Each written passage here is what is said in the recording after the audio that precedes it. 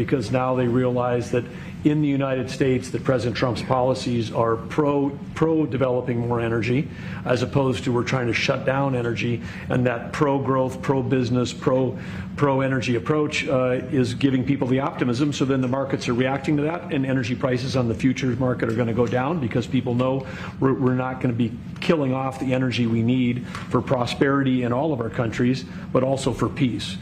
Because people have used energy to fuel these wars that President Trump is working so hard to end, and we know that high energy prices were driving the inflation that he talked about.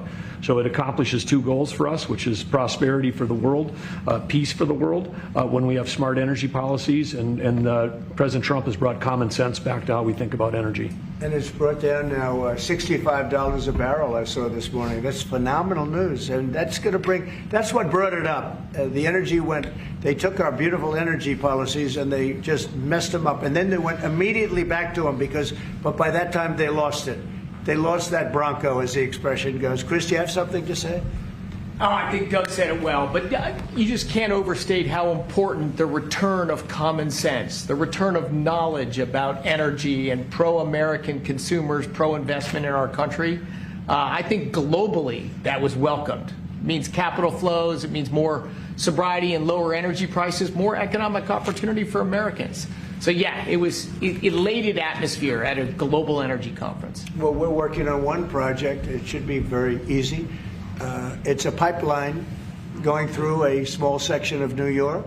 New York's held it up for years, actually, for years. They've wanted to do it for years and years. And it will reduce the most expensive energy almost in the world is in New England, because they have no way of getting it there because it's been held up by New York. And the whole of New England and Connecticut and New York, the energy prices are through the roof. And this one pipeline will save per family $2,500 just on heating, and another $2,500 on everything else. So the energy, by just a simple pipeline going through an area that wants it, an area that's not a rich area. It's actually a very poor area. We create jobs and everything else. And it's going to be way underground. Nobody's going to see it. Once they fill it up, nobody's going to see it. Nobody's going to know it's there. And families in New York and Connecticut and New England are going to save $5,000 a family. Think of that. Because right now they have the highest energy prices maybe in the world. They say New England is a disaster. So we're working on that. In fact, the governor's coming in, Governor of New York, Kathy Hochul, who's a very nice woman. She's coming in tomorrow morning at 9 o'clock to meet me on that and other things. Not only that, but other things. So I hope we don't have to use the extraordinary powers of the federal government.